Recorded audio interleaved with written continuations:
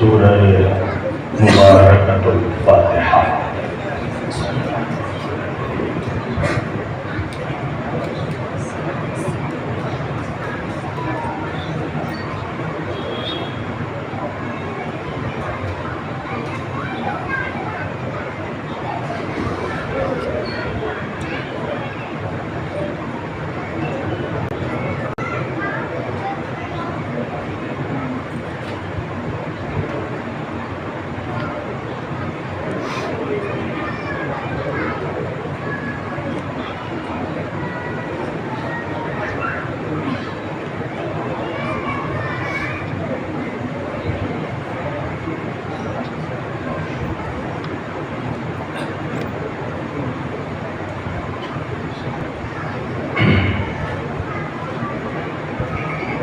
ला हौला वला कुव्वता इल्ला बिल्लाहिल अलीय्यिल अज़ीम। अऊज़ु बिल्लाहिस समीइल अलीम मिनश शैतानिर लईनिर रजीम। बिस्मिल्लाहिर रहमानिर रहीम। अल्हम्दुलिल्लाहि रब्बिल आलमीन। अल्हम्दुलिल्लाहिल्लज़ी हदाना लिहाज़ा वमा कुन्ना लिनहतदिया लौला अन हदानल्लाह। लक़द जाअत रुसूलु रब्बिना बिल हक़्क़। अस्सलातु वस्सलाम वत्तहिय्यतु वल इकराम अला सय्यदिल अंबिया'i वल मुरसलीन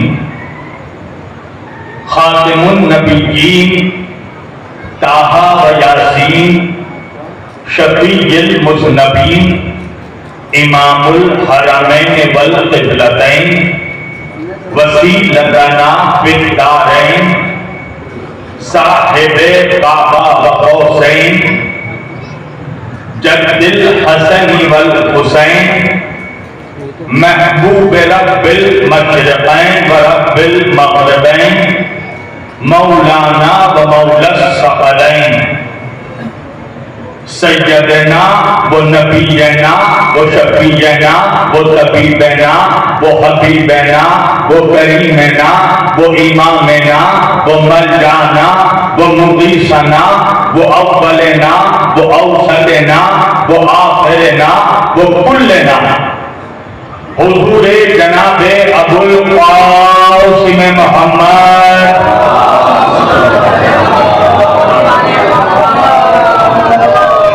व अहले बैतिही तय्यबीन अत्ताहिरीन अल-मासूमीन अल-मज़लूमीन अल-मुंतखबीन अल-मुंतजबीन अल-गुर्रिल मयामीन व लअनतुल्लाहि अला अअदाइहिम अजमाईन मिन लैलिना हाज़ा इला क़यामि यौमिद्दीन। अम्मा बादो वक़त क़ाल अल्लाहु तआला फ़िल क़ुरआनिल हमीद वल मुहकमी किताबिहिल मजीद व क़ौलिहिल हक़। बिस्मिल्लाहिर रहमानिर रहीम। युसब्बिहु लिल्लाहि मा फ़िस समावाति व मा फ़िल अर्ज़िल मलिकिल क़ुद्दूसिल अज़ीज़िल हकीम। हुवल्लज़ी बअसा फ़िल उम्मिय्यीना रसूलन मिनहुम यतलू अलैहिम आयातिही व युज़क्कीहिम व युअल्लिमुहुमुल किताब वल हिकमा व इन कानू मिन क़ब्लु लफ़ी ज़लालिम मुबीन। सदक़ल्लाहुल मौलानाल अलीयुल अज़ीम व बल्लगना रसूलुहुन नबियुल अमीनुल करीम व नहनु अला ज़ालिका लमिनश शाहिदीन व शाकिरीन वल्हम्दुलिल्लाहि रब्बिल आलमीन। एक बार दिगर दरूद पढ़े सब मिलकर मोहम्मद वाले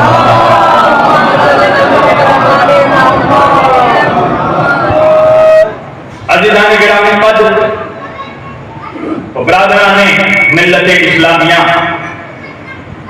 बंदगाने तौहीद व आशिकाने रसूल अहले बैत रसूल गदायाने दरबारे बुतूल मौला आप सबों के जज्बे ईमानी को जिंदा और सलामत रखे।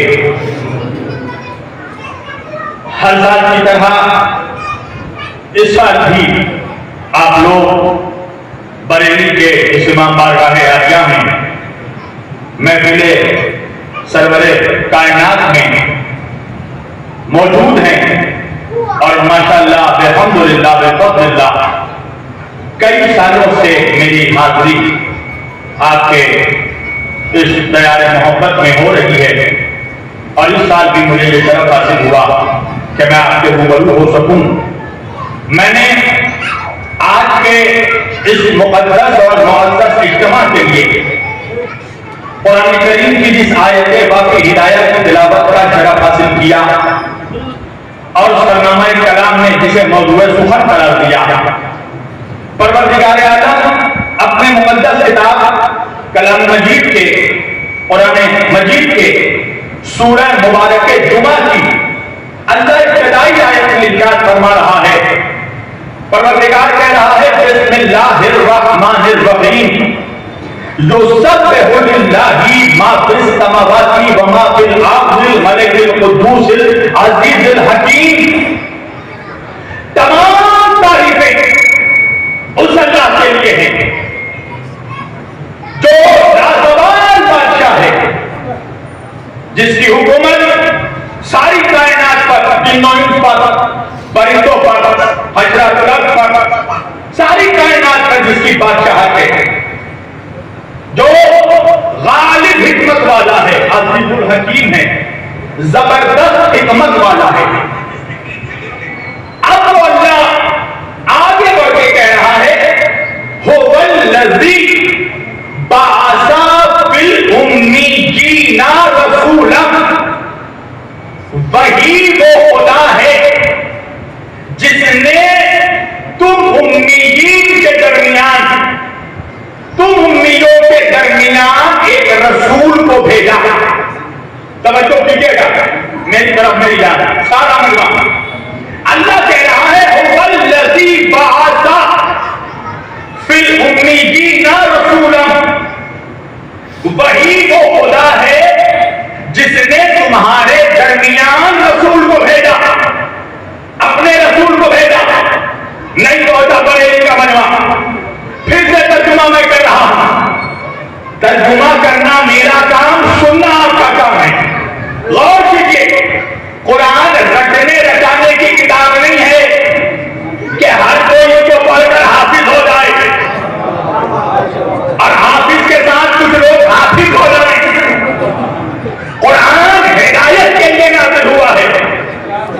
अल्लाह कहता है कुरान में तदब्बुर करो, तफक्कुर करो।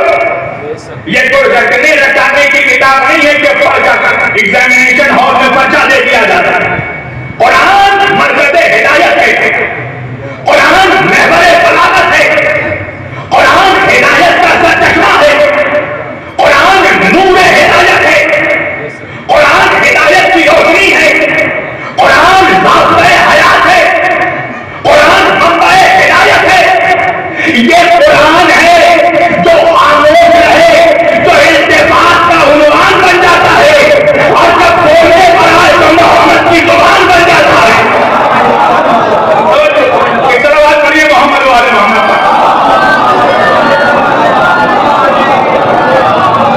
एक और बात लगी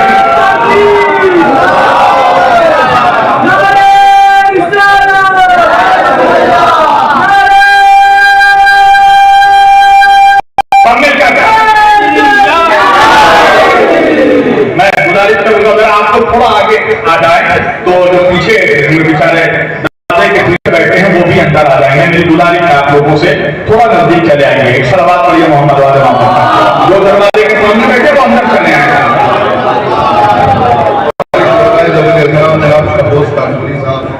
जनाब फाजिल जवेदी साहब स्टेज पर तशरीफ ला रहे हैं। आप एक आवाज़ बुलंद सलावत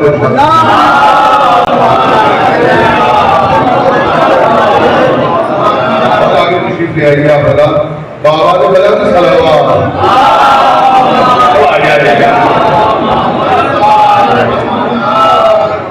एक बुलंद आवाज़ से सलावत पढ़ें मोहम्मद।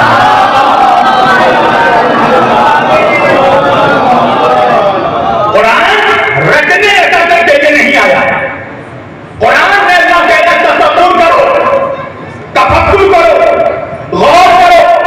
अब आइए सूरह जुमा में हम गौर करते हैं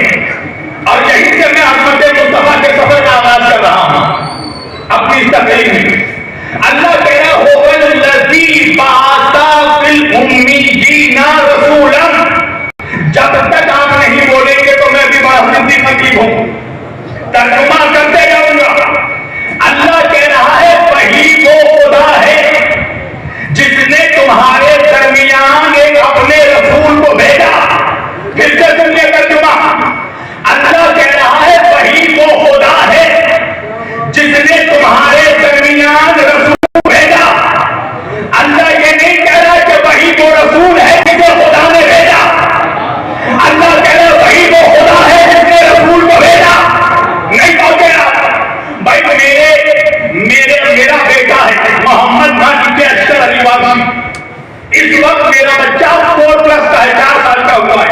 तवज्जो, अभी ना वो खतीब बना है, ना वो शायर बना है, ना वो नतीब बना है। अभी अगर उसका इंट्रोडक्शन होगा जमाने के सामने, अगर उसका तारुफ होगा तो उसका तारुफ उसके बाप के जरिया होगा। तवज्जो के मानी के अक्षर अली वासी शब्बीर अली वासी का बेटा है। तवज्जो, या अगर इस जमाने में मेरे जितने भी शागिर्द हैं तो मेरे शागिर्दों का इंट्रोडक्शन मेरे जरिया होगा कि ये शब्बीर अली वासी के शागिर्द हैं। मेरा इंट्रोडक्शन मेरे शागिर्द के जरिया नहीं होगा। नहीं पहुंचे आप, बड़े का इंट्रोडक्शन छोटे के जरिया नहीं होगा, छोटों का इंट्रोडक्शन बड़े के जरिया होता है। आपने जमाने में ऐसे बहुत से शागिर्द देखे होंगे कि जिनकी पहचान उनके उस्ताद के जरिया होती है, मगर इसी माहौल में गिन चुनकर 2-4 ऐसे भी शागिर्द निकल जाते हैं जिनके वजह से उनके उस्ताद की पहचान होती है।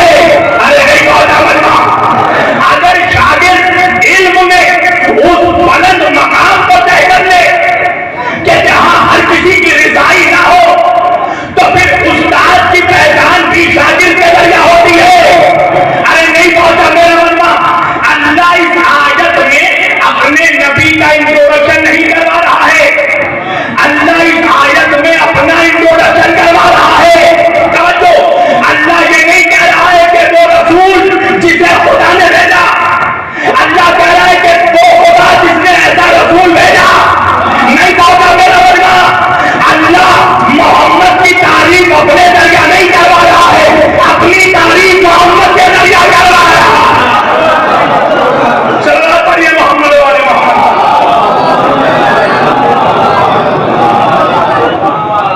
यानी वो रसूल अज़मत में, कमाल में, मकाम में, मक़बल में, इल्म में, हिदायत में, बलागत में, वज़ाहत में उस बुलंद मकाम पर है कि अल्लाह अपने रसूल के जरिए अपना इंट्रोडक्शन करवा रहा है। अच्छा, मेरे जो लोग, जो नौजवान, जो भाई मेरे मोबाइल देख रहे हैं ना, मेरी आंखें बड़ी तेज हैं, बराए मेहरबानी रख दो।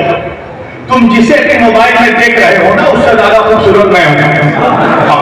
तो मेरे चेहरे की तरफ नजर है ताकि बात आपका गुफ्तगू हो। अल्लाह अपनी पहचान जमाने के सामने अपने हबीब के जरिया करवा रहा है। हदीसे कुदसी के जुमले हैं, अल्लाह कह रहा कुल तकरदन मख्फिया, मैं एक छुपा हुआ खजाना था। अल्लाह कह रहा मैं एक छुपा हुआ खजाना था, मैंने चाहा कि अपने आप को पहचानवाऊं। अल्लाह कह रहा मैंने चाहा कि जमाने के सामने अपना इंट्रोडक्शन कर रहा हूं, तो मैंने क्या किया? अल्लाह कह रहा खलक़तुल खल्क़, मैंने एक खल्क़ को खल्क़ किया जिसे मोहम्मद बना दिया। आखिरी आदमी तक अल्लाह कह रहा है मैंने एक खल्क़ को खल्क़ किया। नहीं पहुंचे जवानों, आसान कर दूं, अल्लाह ये नहीं कह रहा मैंने मखलूक को खल्क़ किया, अल्लाह कह रहा मैंने खल्क़ को खल्क़ किया। क्या मतलब? अल्लाह कह रहा मैंने ऐसे को पैदा किया जो पहले से पैदा हो चुका था। तब इससे आसान तर्जुमा मैं नहीं कर सकता। अल्लाह अपने हबीब को खल्क़ कह रहा है। भाई खल्क़ क्या है? खल्क़ है दरमियान की शय, दरमियान की शय। दरमियान की शय क्या होगी? पूछो मेरे भाई फरोज से, पूछो मेरे भाई शहंशाह से। शायरी में 3 चीजें बड़ी इंपॉर्टेंट हैं जो लोग तख्ती पे बहन में शायरी करते हैं। तरन्नुम वालों की बात नहीं कर रहा। फेल, फाइल, मफूल। भाई ये फेल क्या है? ये फेल है दरमियान की शय। क्या मतलब? अगर फेल को ही हटा दोगे तो ना फाइल फाइल रहेगा, ना मफूल मफूल रहेगा। अरे नहीं पहुंचा पड़ेगी। और आसान कर दूं, भाई हम सब करते हैं सजदा, करते हो ना सजदा? तो हम करते हैं सजदा, हम कौन है? हम है साजिद। जो सजदा करता है वो है साजिद। किसको सजदा करते हैं? अल्लाह को। तो वो कौन है? रसूल। अब दरमियान में है सजदा। क्या मतलब? अगर सजदे को ही हटा दोगे तो ना साजिद साजिद रहेगा, ना मजदूर मजदूर रहेगा। अरे अब भी नहीं पहुंचा पड़ेगी। भाई हम सब करते हैं इबादत, करते हैं ना? तो हम सब हुए आबिद। किसकी इबादत करते हैं? अल्लाह की। तो वो कौन है? माबूद। अब बीच में है इबादत। क्या मतलब? अगर इबादत को ही हटा दिया तो ना आबिद आबिद रहेगा, ना माबूद माबूद रहेगा। नहीं पहुंचा पड़ेगी। भाई हमने किया सजदा, हम हुए साजिद। अल्लाह को सजदा दिया, वो है रसूल। दरमियान में है सजदा। अगर सजदे को ही हटा दिया तो ना साजिद साजिद रहेगा, ना मजदूर मजदूर रहेगा। अल्लाह कह रहा मेरा मोहम्मद है फल, दरमियान की है। अगर मोहम्मद को ही हटा दिया तो ना मखलूक मखलूक रहेगा, ना खालिद खालिद रहेगा। सल्लल्लाहु अलैहि मोहम्मद वाले मोहम्मद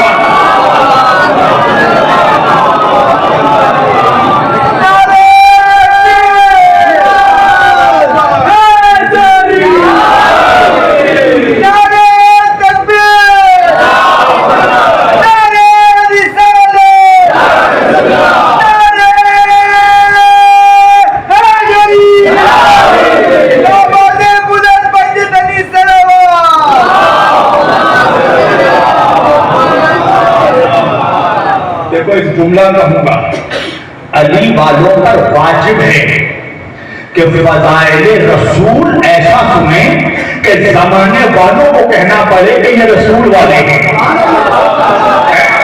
भाई हमारे ही ऊपर इल्जाम है ना कि अली वाले नबी को नहीं मानते। क़िबला बैठे हैं, हुक्म शरीयत पूछो। अगर तुम नमाजी हो, उसके बावजूद समाज अगर तुम्हें बेनमाजी कह रहा है तो तुम पर लाजिम है कि देखा कर नमाज पढ़ो। भाई अली वालों से ज्यादा नबी को कौन जानेगा? इसलिए कि हमने नबी को कभी अपना बड़ा भाई नहीं कहा, हमने नबी को कभी अपने जैसा नहीं कहा। तो फज़ाइल रसूल ऐसा कहो कि जमाना कहे कि ये अली वाले भी है, ये नबी वाले भी है। नबी मोहम्मद वाले मोहम्मद।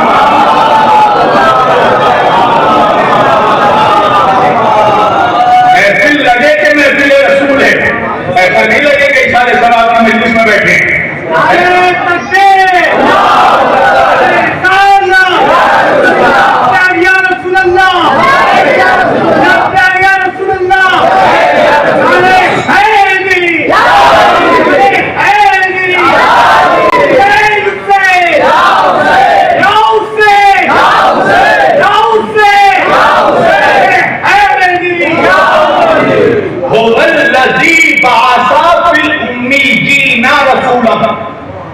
वही वो खुदा है जिसने तुम उम्मियों के दरमियान एक रसूल को भेजा।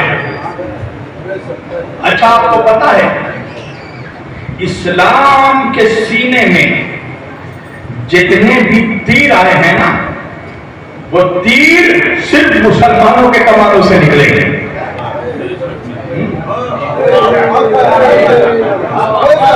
इस्लाम को जितना खतरा पहुंचा है वो गैर मुस्लिमों से नहीं, मुसलमानों से पहुंचा है। ये जो सलमान रुश्दी, ये तस्लीमा नसरीन, ये वसीम रिजवी, ये जितने मनहूस बने हैं ना, वो मुसलमानों की किताबें पढ़ कर। अभी आपका मालूम है ना पाकिस्तान का एक मनहूस है, अच्छा नाम मत पूछिएगा, मिंबर से मनहूसों का नाम नहीं लिया जाता। आप समझ गए ना, मुफ्ती है क्या मतलब जुबान जल जाती है कहते थे। कहने लगा हमारे नबी अनपढ़ थे, इसका बाप बड़ा पढ़ा लिखा था। तवज्जो कीजिए, कहने लगा मेरे नबी को न लिखना आता है न पढ़ना आता है। क्यों? का उम्मी के माने जो लिखना पढ़ना नहीं जानता हो। यही होता है बनी उमैया की डिक्शनरी से लुगत के माने निकालोगे। उम्मी के जूतो अरबी में एक एक लफ्ज के 70 माने हैं, पर इन मनहूसों को यही माने मिला। हालांकि उम्मी की एक तारीफ भी है, चूंकि जनाबे हाजरा की जात की वजह से मक्का आबाद हुआ, उनको लोग मां कहते पुकारते थे, तो उनकी निस्बत से मक्के वालों को भी उम्मी कहते हैं। ये तो तारीखी पस मंजर है। मगर उम्मी के माने मौलवियों को एक ही मिला का तो लिखना पढ़ना नहीं जानता हो है। उसने कहा ना कि नऊज़ बिल्लाह हमारे नबी को न लिखना आता था न पढ़ना आता था।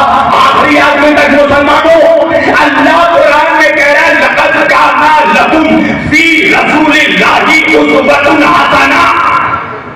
मेरे नबी की सीरत, मेरे नबी का किरदार, मेरे नबी का लाइफस्टाइल, मेरे नबी का तरीक़ा जिंदगी तुम्हारे लिए उसवाए हसना है, तुम्हारे लिए रोल मॉडल है। क्या मतलब? हमें अपनी सीरतों पर अपने नबी की सीरत को ढालना है। जैसे नबी खाते थे वैसे खाना है, जैसे नबी पीते थे वैसे पीना है, जैसे नबी सोते थे वैसे सोना है, जैसे नबी जागते थे वैसे जागना। यही तो सीरत है ना। जो नबी कहते जाए वो करते जाओ, जो नबी करते जाए वो करते जाओ।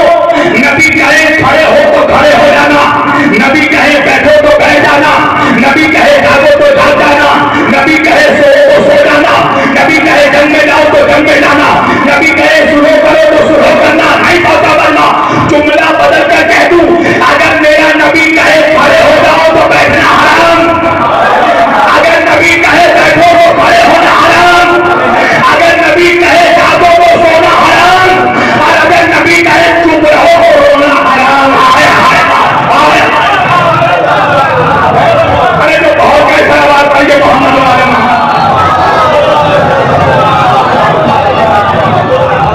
जो नबी करते गए वो सब हमारे लिए सुन्नत है।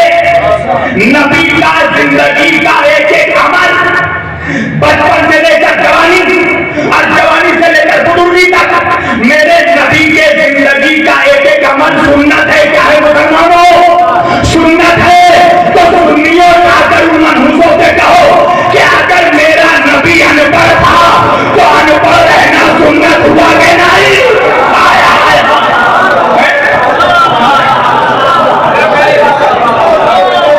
बहुत कैसा नवाज करिए मोहम्मद।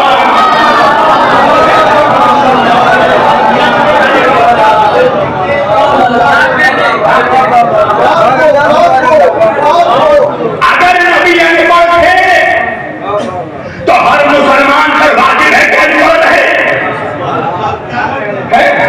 इसलिए कि सुन्नत है ना। फिर तो पढ़ाते क्यों हो अपने बच्चों को? तालीम क्यों देते हो अपने बच्चों को? कहा तो उम्मी के माने हैं जिसको जो लिखा पढ़ा नहीं हो, जिसने किसी से लिखना पढ़ना नहीं सीखा हो। मैंने कहा अगर उम्मी के ये भी माने हैं तो अल्लाह ने उम्मी कहकर कुरान में मेरे नबी की अजमत बयान की है। अल्लाह ने दुनिया वालों को बताया कि देखो मेरे नबी ने ना तुम लोगों से लिखना सीखा, ना तुम लोगों से पढ़ना सीखा। अल्लाह का माना तकुल्लाह, इसे ही तो दुनिया वालों ने नहीं हमने लिया है। मोहम्मद वाले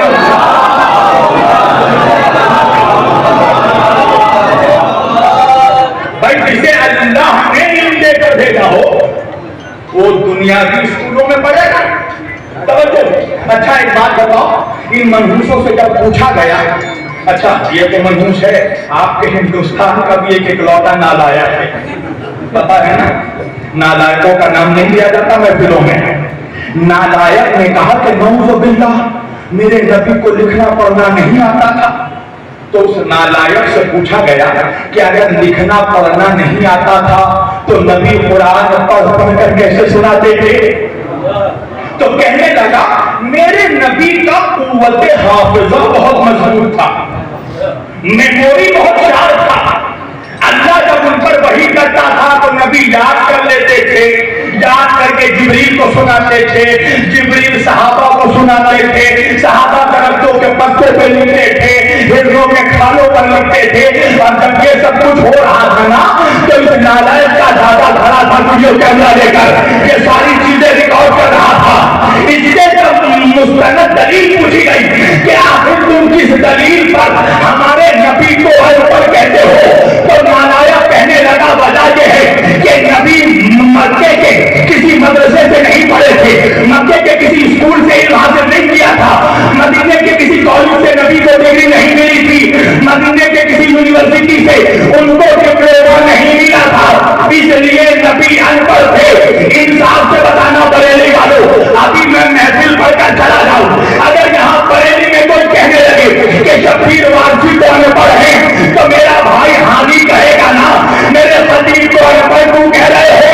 तो बरेली वालों ने कहा इसलिए कि हमने बरेली के सारे स्कूलों में पता कर लिया है शब्बीर वारसी बरेली के किसी स्कूल में नहीं पढ़े, बरेली के किसी कॉलेज से उनको डिग्री नहीं मिली, बरेली के किसी यूनिवर्सिटी से डिप्लोमा नहीं मिला, तो हानि कहेंगे ना कि अनपढ़ शब्बीर वारसी नहीं तू है मनहूस। अगर शब्बीर वारसी का इल्म चेक करना है तो बरेली के स्कूल और कॉलेजों में ना चेक कर, उस शहर में ना जहां से शब्बीर वारसी आया है तो जाकर मलूकों से कहो अगर मेरे नबी का इल्म मालूम करना है तो मक्का मदीने के स्कूल में ना ढूंढ, आज पढ़ना जहां से मेरा नबी आया।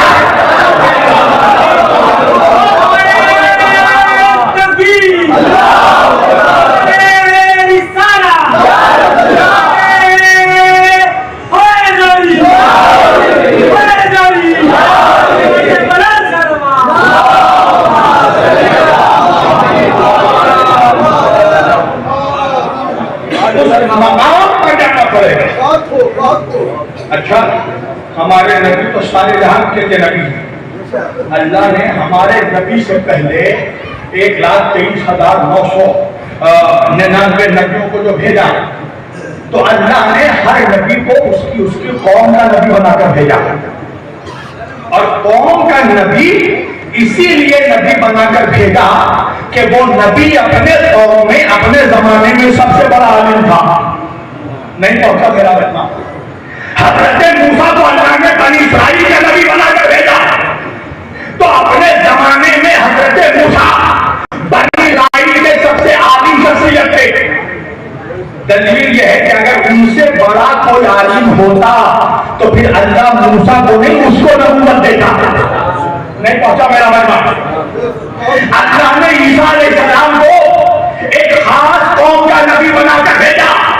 वजह यह है कि ईसा अपने कौम के सबसे आलिम शख्सियत थे। अगर कोई ईसा से बड़ा आलिम होता तो अल्लाह उसे नबी बनाकर भेजता। इसी तरह अल्लाह ने मेरे नबी को वमा अरसलनाका इल्ला रहमतन लिल आलमीन सारे जहां के लिए रसूल बनाकर भेजा। तो फिर मानना पड़ेगा कि अल्लाह ने जिस जमाने में मेरे नबी को भेजा उस जमाने में मेरे नबी से बड़ा आलिम कोई नहीं था। अगर होता तो खुदा नबूवत उसको देता। और दूसरी ये बात कि अगर नबी इस दुनिया में किसी से लिखना पढ़ना सीखते तो इसका मतलब यह है कि वो मोहम्मद का उस्ताद होता। नहीं पढ़ता आप मेरा बल है, इसका मतलब यह है कि उसका इल्म मेरे नबी से ज्यादा होता। तो फिर नबूवत का ज्यादा हकदार उस्ताद होता या शागिर्द होता है? वो रसूल कि जिसने खुद ऐलान करके कहा हो अना मदीनतुल इल्म, मैं इल्म का शहर हूं। मैं कभी कभार सोचता था कि भाई उम्मत के लिए तो ये शरफ का मकाम है कि उसका रसूल इल्म का शहर है?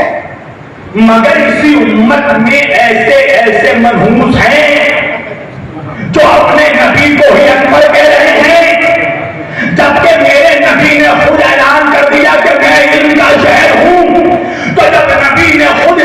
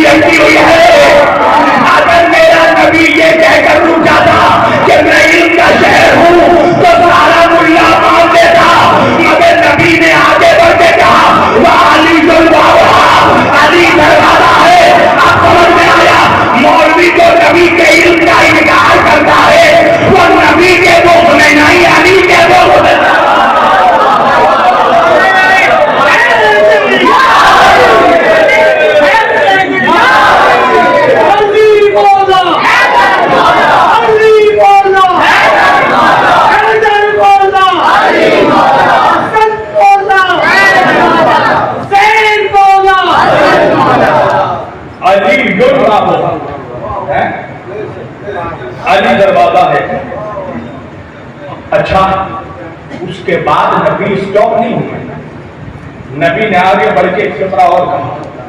क्या कहा? जिसको शहर में आना है वो दरवाजे से आए। मैं कहूंगा या रसूल अल्लाह, आपने कहा नहीं का शहर अली दरवाजा, बात खत्म हो गई। आखिर में इनमें ये कंक्लूड करने की जरूरत क्या थी कि जिसको शहर में आना है वो दरवाजे से आए? यानी कि नबी को भी पता था कि मेरे उम्मत में ऐसे ऐसे मनहूस पैदा होंगे जो शहर में खिड़कियां तलाश करेंगे।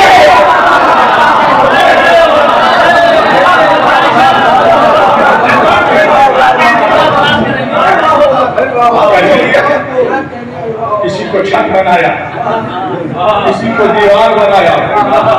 अच्छा, जिन मनहूसों को लखनऊ की उर्दू नहीं आई वो अरब की में मुकलादी कर पाएंगे।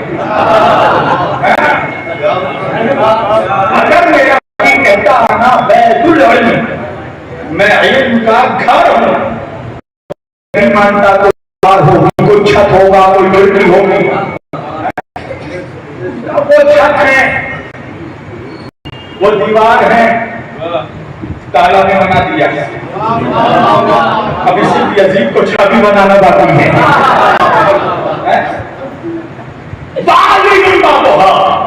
नबी कह रहे मैं शहर हूं, अली दरवाजा है। जिसको शहर में आना है वो दरवाजे से आए। अहले सुन्नत के फिक्र के 4 मेरे सुन्नी भाई मौजूद हैं यहाँ पर। 4 सुकून हैं अहले सुन्नत के फिक्र के। हनफी, हनाबला, शाफई हैं। उन 4 सुकूनों में एक बहुत बड़ा सुकून है इमाम अहमद बिन हंबल। अच्छा, हम अली वाले इनकी ताजीम करते हैं, पता है क्योंकि इमाम अहमद बिन हंबल सुन्नियों के फिक्र का वो पहला इमाम है जिसने यजीद को काफिर डिक्लेयर किया। यजीद के कुफ्र का सबसे पहला फतवा अहले सुन्नत में इमाम अहमद बिन हंबल ने दिया। और दूसरा ये कि उम्मत ऐसे मनहूसत में जिंदगी गुजार रही थी कि मुसलमान मौला कायनात को खलीफा राशिद तस्लीम नहीं करता था। खिलाफत राशिदा के फेरिस्त में ये अहमद बिन हंबल अहले सुन्नत का पहला फिरका इमाम है जिसने मौला अली का नाम खिलाफत राशिदा में शामिल। तवज्जो। और हम इसीलिए ताज़ीम करते हैं, जिसकी जो अच्छाई है वो बयान करते हैं, जो बुराई है वो भी बयान करते हैं। इमाम अहमद बिन हंबल के पास एक मुनाफिक आया और तन्हा नहीं आया, एक अली वाले को साथ में लेकर आया और चाहता ये था कि अली वाले को जलाए। हालांकि इनको नहीं पता कि जलना इन मनहूसों का मुकद्दर है। जिन हुसैनियों को दुनिया में आग नहीं जला पाती लेकर आया एक अली वाले को साथ में, सलाम किया, जवाब सलाम मिला। कहने लगा इमाम अहमद बिन हंबल, मैं सवाल करने के लिए आया हूं। कर क्या सवाल करना चाहता? कहते बताइए कि जिब्रील हमारे नबी के पास कितनी मरतबा आए? इमाम अहमद बिन हंबल ने कहा 12,000 मरतबा। तो 12,000 मरतबा। मुनाफिक कहने लगा मगर मैंने तो सुना है कुरान में आयतें 6,666 है, तो ये 12,000 मरतबा जिब्रील नबी के पास क्या करने आया? इमाम अहमद बिन हंबल ने कहा कभी हसनैन का दर्जी बनकर आया, कभी हसन हुसैन का झूला झुलाने आया, कभी रिजवाने जन्नत बनकर आया, कभी रोटियां लेने के लिए आया। अब तो उसने सुना कि जिब्रील नबी के पास 12,000 मरतबा आए, तो एक मरतबा अपनी मर्दानी गिरगिटी निगाह घुमाई, अली वाले को देखा, फिर इमाम अहमद बिन हंबल को देखा, देखकर कहने लगा इमाम अहमद बिन हंबल, जिब्रील नबी के पास तो 12,000 मरतबा आए, मुझे ये भी बता दीजिए जिब्रील अली के पास कितनी मरतबा आए? इमाम अहमद बिन हंबल ने कहा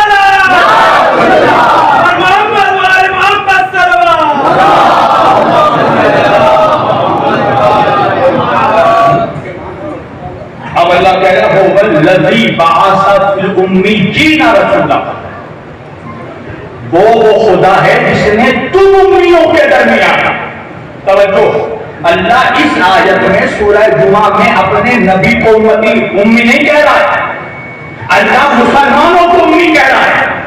फिर उम्मीयीन में अगर तर्जुमा अनपढ़ भी है उम्मी का तुम्हारे नजदीक, तो अल्लाह कह रहा है तुम अनपढ़ों में, तुम अनपढ़ों में, तुम अनपढ़ों में अनपढ़ को नहीं रसूल को भेजा। जैसे कोयले की कान में हीरा हीरा रहता है, नहीं पहुंचा मेरा बता, कोयले की कान में हजारों साल हीरा रहकर हीरा ही रहता है, और हीरे के पहलू में हजारों साल कोयला रहकर कोयला ही रहता है।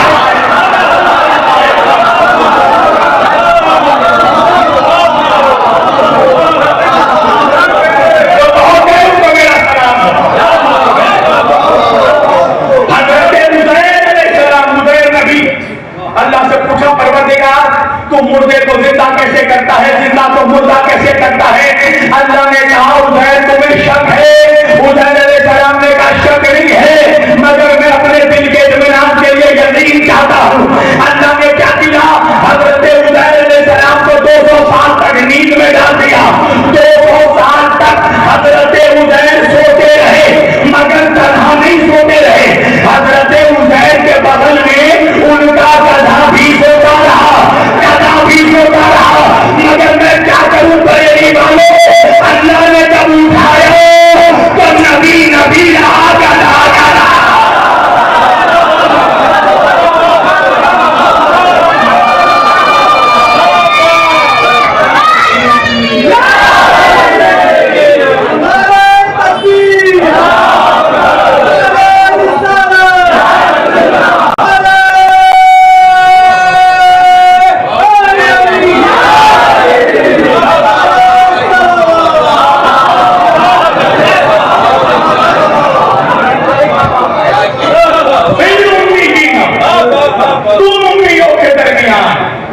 रसूल को भेजा। अच्छा, अब उसका इल्म यहीं से पता लगा था, उस रसूल का काम क्या है, उसका मकसद पेशा क्या है। अल्लाह आगे बढ़ के कह रहा है यतलू अलैहिम आयातिही, वो रसूल वो है जो तुम्हें मेरी आयतों की तिलावत करके सुनाता है। मुसलमान कहता लिखना पढ़ना नहीं जानते थे। अभी मैं कुछ रोज पहले इत्तेफाक से जुमा में अपने शहर में अपने घर में था, तो बगल मस्जिद का इमाम खुतबा दे रहा था, कब वो जिब्रील आयत लेकर आया। अस्तगफिरुल्लाह नऊज़ुबिल्लाह, अगर ये जुमले ना लिखे गए होते मुसलमानों के लिटरेचर में तो शब्बीर वासी की जुबान जल जाते, मगर मैं ये अल्फाज इस्तेमाल ना करता। जिब्रील आया, आकर कहा इक़रा, पढ़िए। नऊज़ुबिल्लाह, मेरे नबी ने कहा मैं लिखना पढ़ना नहीं जानता है। तो क्या किया, जिब्रील ने मेरे नबी को दबाया, अस्तगफिरुल्लाह, और दबाकर फिर कहा इक़रा, पढ़िए। मेरे नबी ने फिर कहा मैं पढ़ना नहीं जानता। तीसरी मर्तबा जोर से दबाया और फिर कहा पढ़िए। तब मेरे नबी ने कहा इक़रा। पहली बात तो यह है कि इन मनुष्यों से पूछो कि जब पहली वही उतर रही है तो रावी था कहां? अरे नहीं पहुंच रहा है भाई, मुसलमान था कहां उस वक्त? तो रावी ने लिख कैसे दिया है? और अगर जिब्रील ने 3 मरतबा कहा इक़रा, तो तरतीब के लिहाज से कुरान में 3 मरतबा लिखा होना चाहिए इक़रा इक़रा इक़रा, मगर एक ही मरतबा लिखा। तवज्जो, इक़रा है। अल्लाह कुरान में कह रहा है यतलू अलैहिम आयातिही, ये वो रसूल है जो तुम्हें मेरी आयतों की तिलावत करके सुनाता है। यानी ये वो रसूल है जो तुम्हें कुरान पढ़कर सुनाता है। जब अल्लाह कह रहा है कि मेरा नबी कुरान पढ़ता है, तो मुल्ला क्यों कह रहा है कि नबी कुरान नहीं पढ़ते थे? वजह यह है कि मुसलमानों ने दीन एजेंसियों के थ्रू लिया है। कसम खुदा की अगर तुमने दीन अहले बैत से लिया होता, अली की सोहबत से लिया होता, तो तुम्हें पता चलता कि मेरा नबी कितना पढ़ा लिखा था। नहीं बोलता मेरा मेरा, जिसका शागिर्द इतना पढ़ा लिखा हो कि उसके इल्म का कोई मुकाबला ना कर सके। भाई क्या हुआ? आओ मैं दलील देता हूं। नबी मेरा कितना पढ़ा लिखा था, नबी कुरान पढ़ते थे, इसकी दलील खुद अली है। इसलिए कि जब अली ने नबी से कहा काबे में कि या रसूल अल्लाह कुछ पढ़कर सुनाऊं, नबी ने कहा पढ़ो अली। तो मौला अली ने तौरात की तिलावत की। तो जब तौरात की तिलावत मुकम्मल की तो नबी ने कहा अली तुम तो तौरात मूसा से भी अच्छा पढ़ रहे हो। अरे नहीं भाषा मेरा मजमा। अली ने फिर इंजील की तिलावत की। नबी ने कहा अली तुमने तो इंजील ईसा से भी अच्छा पढ़ा। अली ने फिर ज़बूर की तिलावत की। नबी ने कहा अली तुमने तो ज़बूर दाऊद से भी अच्छा पढ़ा। मगर जब अली ने कुरान की तिलावत की तो मेरे नबी ने कहा या अली तुम तो कुरान वैसे ही पढ़ रहे हो जैसे मैं पढ़ा करता हूं। सल्लल्लाहु अलैहि मोहम्मद वाले मोहम्मद।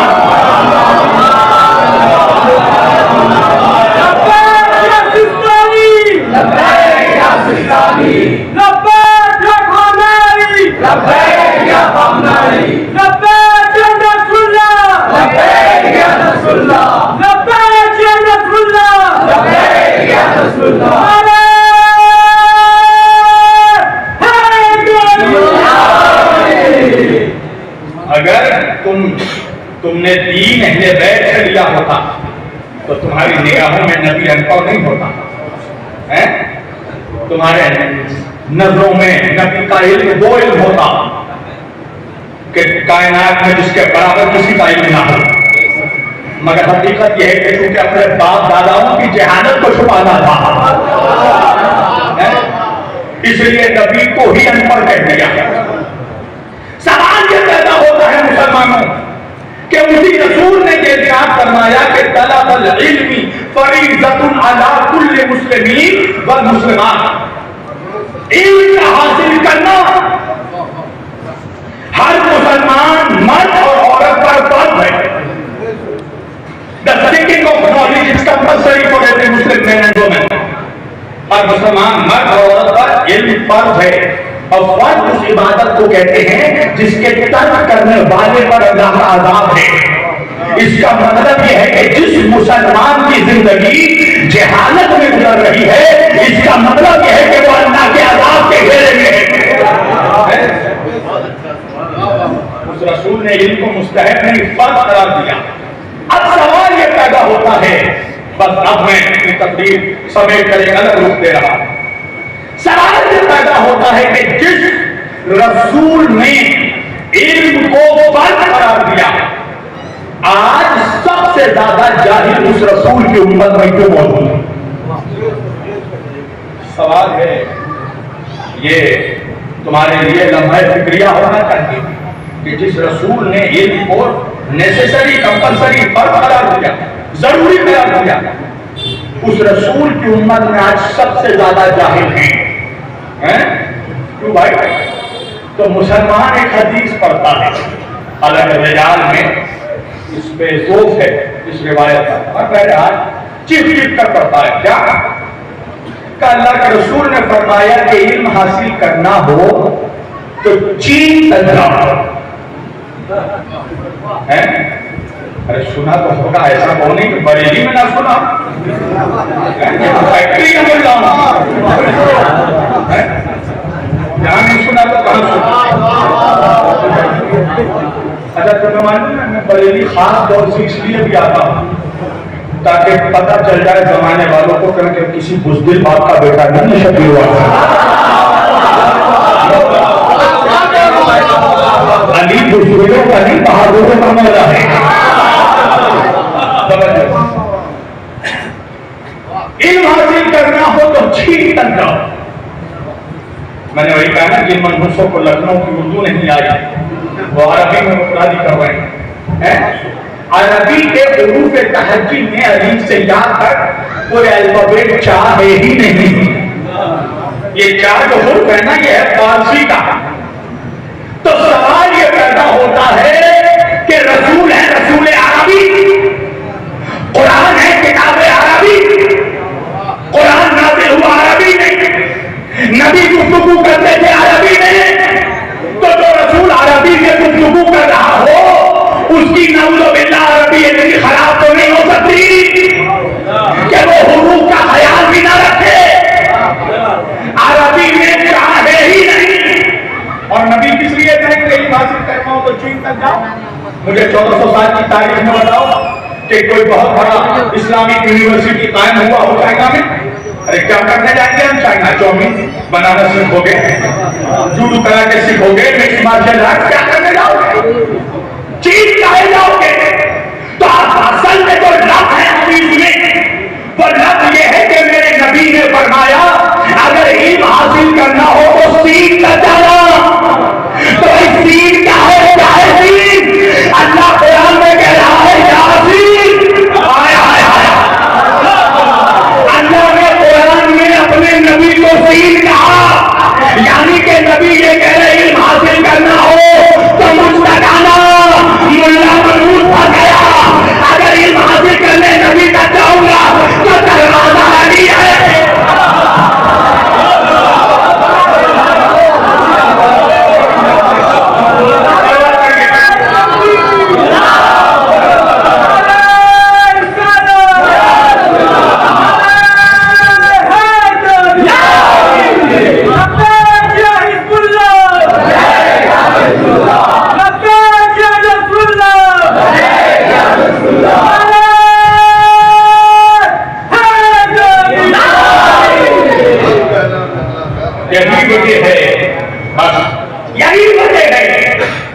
कि जिसका इमाम अली है तौबा का दर खुला है। मोहम्मद के शहर में कोट मंसूसे के दर कौन है? हर दर्द की दवा है मोहम्मद के शहर में। वो शहर का दरवाजा कौन है?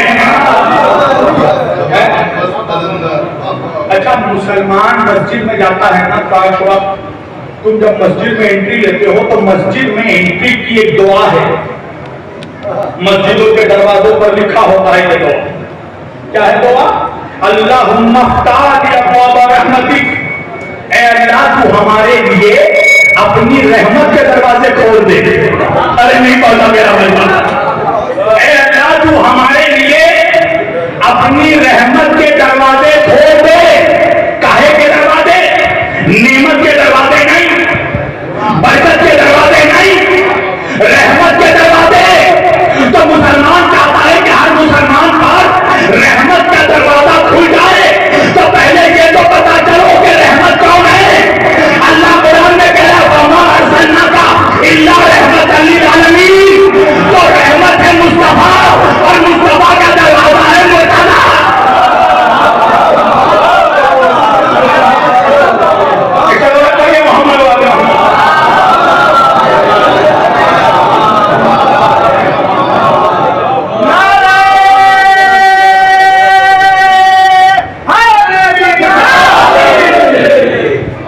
दिन रात दुआ कर रहा है अल्लाह हमारे लिए अली का दर खोल दे। और फिर अली की नमक हरामी का। आज मैं दिन में एक खानका में गया, मेरे सारे सुन्नी भाई यहाँ मौजूद थे। मैंने उनसे भी कहा, उन्होंने कहा मौलाना खूब लंगर करते हैं इमाम के नाम पे, अहले बैत के नाम पे। मैंने कहा ऐसा भी लंगर मत करो कि वो हुसैन का नमक खा के हुसैन की नमक हरामी करे। मैंने कहा खिलाओ, खिलाना अबू तालिब वालों की सीरत है। खिलाओ, मगर खिलाने से पहले कान भर के सुनाओ, ताकि उसको पता चले कि किसका सदका खा रहा है।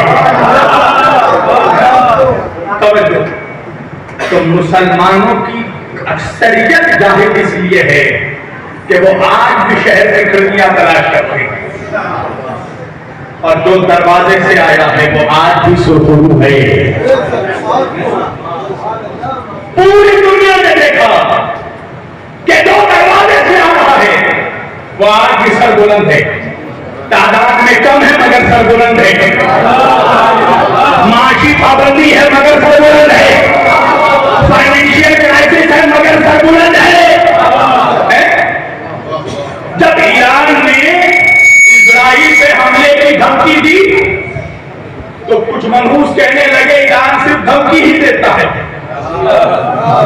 ईरान हमला नहीं करेगा, मगर जब ईरान ने हमला किया 500 रॉकेट मारे, 350 ड्रोन से हमला किया, इंशाअल्लाह एक जुमला याद रखना बरेली में कि इजराइल को नाबूद करेगा तो ईरान ही करेगा।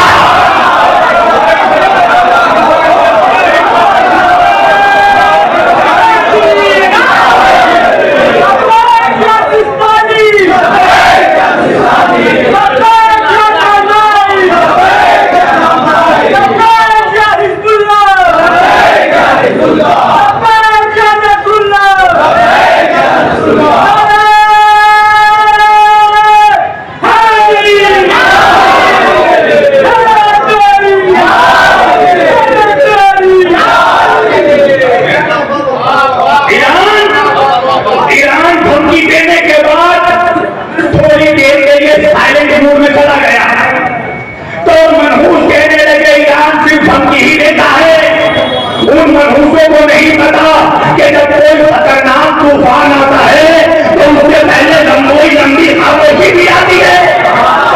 तो लोग कहते थे ईरान हमला नहीं करेगा, मगर जब ईरान ने हमला किया तो 500 रॉकेट मारे, 500 मिसाइल मारे, 350 ड्रोन मारे, तो दुनिया को पता चल गया कि 56 बहनों का इकलौता भाई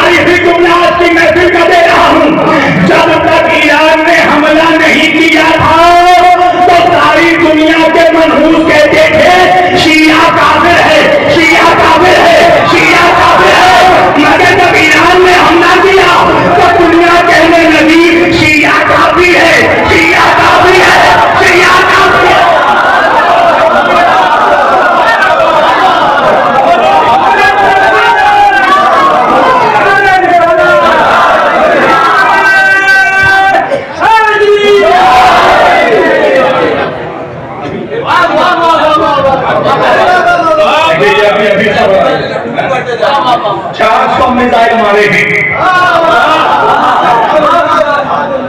कसम खुदा की लानत हो ऐसे मनहूसों पर जो आज भी शिया सुन्नी कर रहे हैं। 11 महीने से अमेरिका इजराइल जिन फलस्तीनियों को मार रहा है, मरने वालों में एक भी शिया नहीं था, सारे के सारे सुन्नी। और उन सुन्नियों के को बचाने के लिए कोई सुन्नी मुल्क का बादशाह नहीं आया तो हिजबुल्लाह आया, अंसारुल्लाह आया, नहीं आया।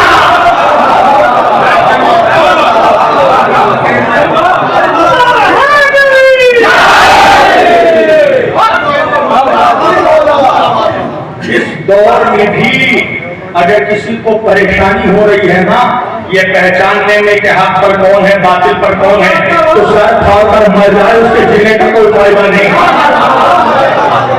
इसलिए कि हक और बातिल अब ओपन हो चुका है और ये इमाम के ज़हूर की अलामत है कि हक भी ओपन होगा, बातिल भी ओपन होगा। इस वक्त जो ईरान के खिलाफ बोले तो समझ जाना सिर्फ ईरान का नहीं बल्कि ईमान का भी दुश्मन है। अल्लामा इकबाल ने ऐसे ही नहीं कहा था, ईरान होकर मशरिक़े वस्ता का जेनेवा, शायद कुर्राए अर्श की तकदीर बदल जाए। अल्लामा इकबाल ने उनकी दूरअंदेशी देखी, शायद कुर्राए अर्श की तकदीर बदल जाए। आज लोग कह रहे ईरान हमला क्यों नहीं कर रहा, अभी तो खबर आई हमला कर दिया। तुम्हारे मुताबिक हमला नहीं करेगा। मनुष्यों को तो सही से खटमा मारना नहीं आया, मारना नहीं आया, और तुम्हारे कहने से वो लड़ाई मारेगा। उसकी अपनी स्ट्रेटेजी है, उसकी अपनी हिकमत है। ईरान डायरेक्ट इसलिए नहीं उतर रहा है कि अगर ईरान डायरेक्ट मुलव्वस हो गया तो फिर हिजबुल्लाह को कौन बचाएगा, अंसारुल्लाह की मदद कौन करेगा, शाम में जो मुजाहिदीन लड़ रहे हैं, मज़ाहमतकार लड़ रहे हैं, उनकी मदद कौन करेगा, हैं? इसलिए कि मदद सिर्फ ईरान ही कर रहा है, बाकी सब तमाशा देख रहे हैं। सऊदी अरब के शाह ने अभी कहा ना कि हमारा फलस्तीन से कोई ताल्लुक नहीं, हम तो बस अपने मुल्क से मतलब रखते हैं। मुसलमानों की आंखें अब तक नहीं खुल रही है, तुम्हें अब तक नजर नहीं आता हक पर कौन है।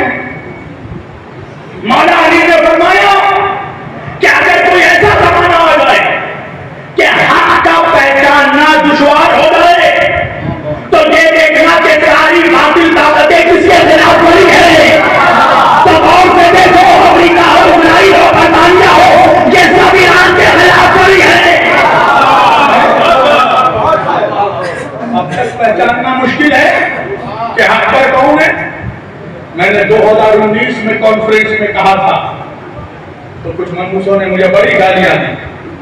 मैंने कहा था कि मुसलमान अगर चाहता है कि बैतुल मुकद्दस फतह करे और चाहता है कि नमाज़े बाजमाअत बैतुल मुकद्दस में अदा करे तो सिर्फ शिया नहीं बल्कि सारे मुसलमान इस वक्त आयतुल्लाह खामनाई की क़यादत में जमा हो जाए।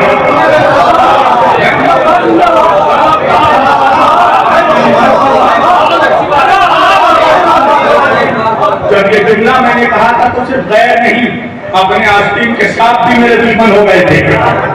याद रखिएगा, आस्तीन के साथ अपनों के बीच भी छुपे हैं, तवज्जो रखिएगा। और ये सही वक्त है पहचानने का कि वफादार कौन है, गद्दार कौन है। कसम खुदा की अनकरीब दुनिया को ये पता चलेगा कि खामनाई आलम इस्लाम के लिए किस नेमत का नाम है। हसन नसरुल्लाह की शहादत के बाद इस वक्त फलस्तीनी खून के आंसू हो रहे हैं। सारे आलम इस्लाम का, मोमिनों का कल्ब इस वक्त हमारा फटा हुआ, हमारे सीने इस वक्त गमज़दा हैं, हमें बहुत तकलीफ है, दर्द है। इस्लाम का एक हीरो हमारे दरमियान से चला गया, मगर ये मत समझो कि ये मज़ाहमत खत्म हो जाएगी। तुम शख्सियत को मार सकते हो, तुम हमारी फिक्र को नहीं खत्म कर सकते, हमारे इनकलाबी थॉट को नहीं खत्म कर सकते। जो इनकलाब और जो इनकलाबी जहन इमाम खुमैनी ने दे दिया, आज उस फिक्र का कोई मुहाफिज है तो वो इमाम खामनाई है। तुम्हें क्या पता कि खामनाई क्या है? अगर तुमने सैयद खुरासानी की हदीसें पढ़ी होती तो तुम्हें मालूम होता कि खामनाई किस नेमत का नाम है। मैं कंफर्म नहीं कह रहा हूं, अल्लाह बेहतर जानता है, मगर हदीसे अइम्मा में सैयद खुरासानी की जो अलामतें बताई गई हैं उन सारी अलामतों में आयतुल्लाह खामनाई उतरते हैं। जिसके दाएं हाथ के कानून का लफ्ज़ है, दिल तर्जुमा करो, खलल तर्जुमा करो, मुश्किल तर्जुमा करो, जमाना देख रहा है आयतुल्लाह खामनाई के दाएं हाथ को हैं।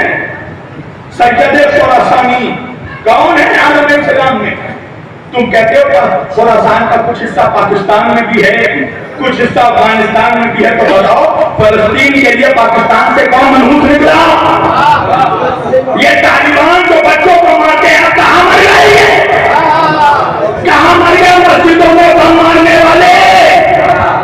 अब क्यों नहीं जाते इजराइल पर?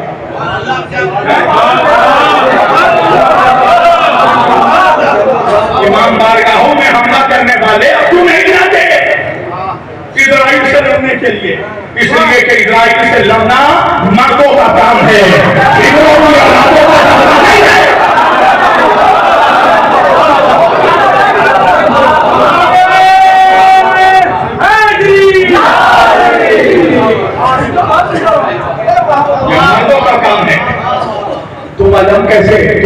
कैसे हो गए? तुम्हें शुजाअत कैसे मिलेगी? तुम्हारा तो अलग देखकर निगाह टूट जाता है। मेरे नबी ने भी जब खैबर में अलम दिया तो ये कहकर दिया कि रोजाना रायत को कदम को बुलंद करदारन कल में अलम मत करूंगा। नबी ने ये कहकर बता दिया कयामत तक अलम मर्द उठाएंगे, ना मर्द नहीं।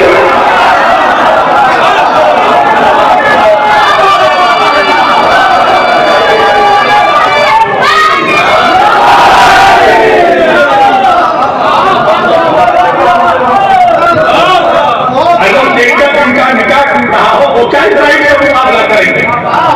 वो क्या अमेरिका के मिसाइलों का सामना करेंगे? ये मर्दों का काम है। खुरासानी के लिए भी जो अलामत हदीस बताई इमाम ने, तो यही बताई कि खुरासानी का लश्कर खुरासान से काले परचम लेकर निकलेगा और ये वही परचम होगा तो बैतुल मुक़द्दस में जाकर नक होगा। इसी परचम का जो सैयद होगा वो इमाम की बयां करेगा। पहचानो के सामनाई की शख्सियत का नाम है। कसम खुदा की पूरी दुनिया में जाकर देखो, मुसलमानों के रहनुमाओं के चेहरों पर ठेकार बरस रहा है। इन काले बादलों में अगर किसी का चेहरा सूरज की तरह नजर आता है तो वो सामनाई का चेहरा है।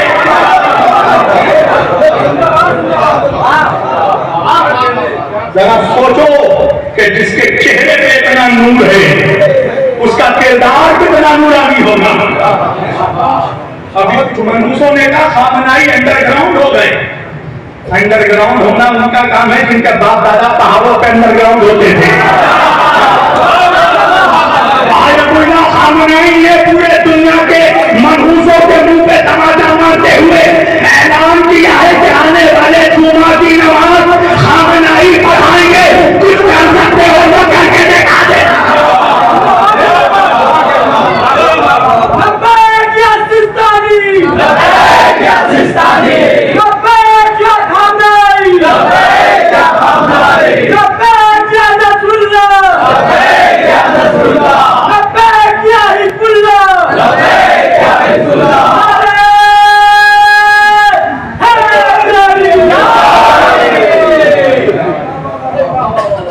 देखो खामनाई वो शख्सियत है कि पूरे आलम इस्लाम के अहले सुन्नत के बड़े बड़े उलमा जिसकी बारगाह में अदब के साथ बैठते हैं।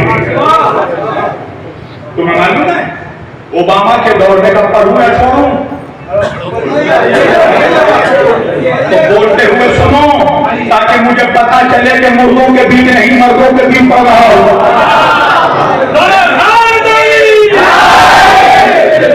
ओबामा के दौर में जब लिस्ट बनी थी 100 पावरफुल पर्सनैलिटीज की, तो सबसे पहला नाम रशिया के प्रेसिडेंट का लिखा गया था, व्लादिमीर पुतिन।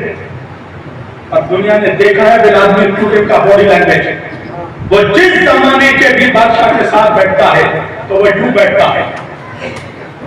ओबामा के साथ बैठा तो यूं बैठा, ट्रंप के सामने बैठा तो यूं बैठा, बरतानिया के वज़ीर आज़म के सामने बैठा तो यूं बैठा। मगर दुनिया ने देखा कि जब खामनाई के सामने बैठा तो यूं बैठा।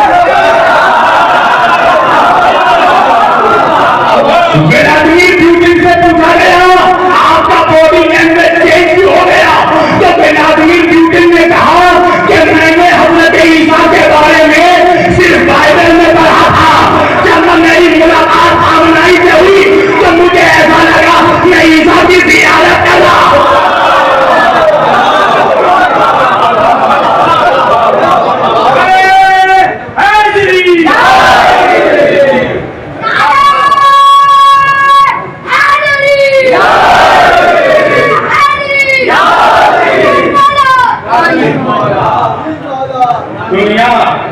दुनिया के तागूती ताकतें समझ चुकी हैं कि खामनाई का पावर क्या है।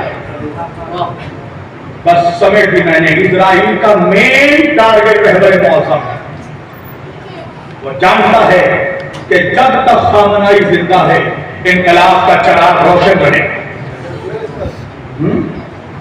अफसोस है कि अगर अपने कुछ मनहूस ना समझ सके कि खामनाई इस नेमत का नाम है,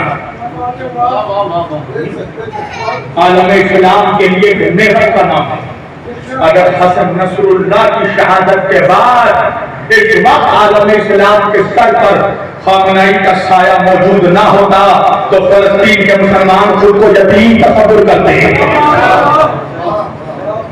मगर फलस्तीन के मजलूमों को यकीन है, लेबनान के मजलूमों को यकीन है कि अभी हमारे सरों पर खामनाई बाकी है और खामनाई के सर पर इमाम जमाना का साया मौजूद है।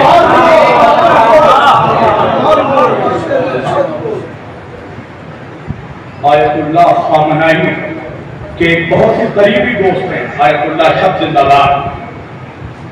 आयतुल्लाह शब जिंदाबाद को बस ये वाकया पढ़कर मैं अपनी तकरीर समेट दूंगा।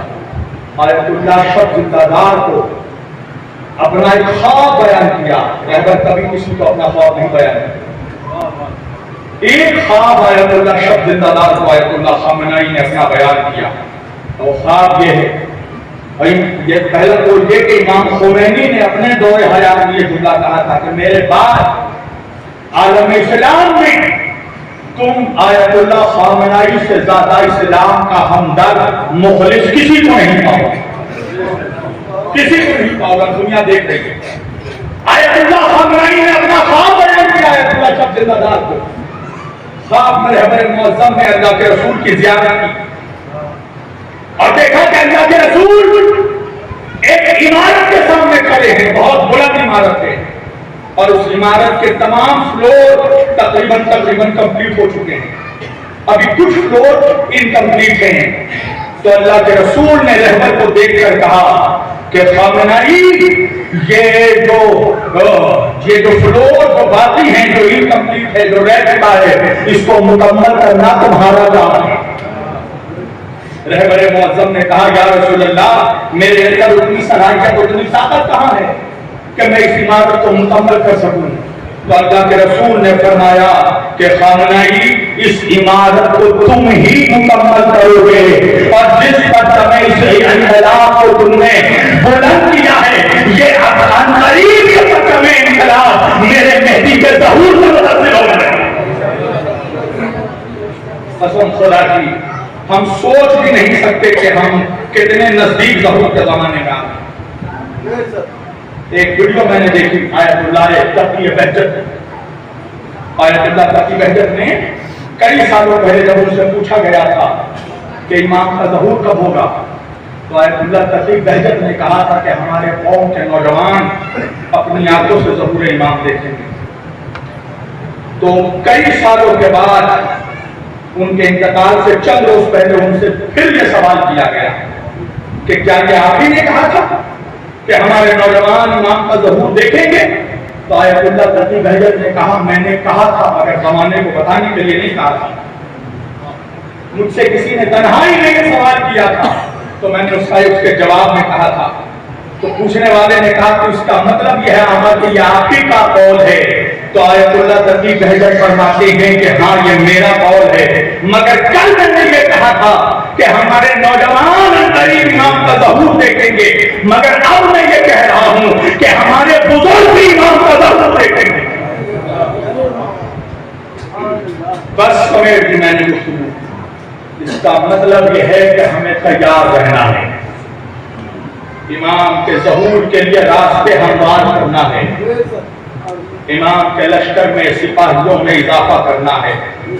ऐसा ना हो कि वक्त का हुसैन फिर तन्हा रह जाए। हम सबों की जिम्मेदारी है कि अपने आप को तैयार करें। अभी आयतुल्लाह खामनाई ने जब ये फतवा दिया कि तमाम आलम इस्लाम पर, मुसलमानों पर इस वक्त वाजिब है कि वो हिज़्बुल्लाह की मदद के लिए, हिज़्बुल्लाह की हिमायत के लिए सब खड़े हो जाए।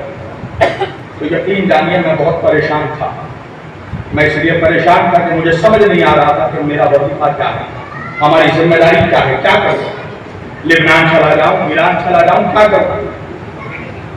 मैं अपनी आयतुल्लाह यहाँ आने से पहले मैं आयतुल्लाह खामनाई के जो नुमाइंदे हैं, हमारे वली फ़क़ीह के नुमाइंदे इस वक्त आ गए मेहंदी रिपोर्ट दिल्ली में, मैंने उनसे जाकर अपनी जिम्मेदारी पूछी, इसलिए कि जिम्मेदारी सिर्फ मेरी नहीं है, हर शिया की, हर सुन्नी की, हर मुसलमान की जिम्मेदारी है।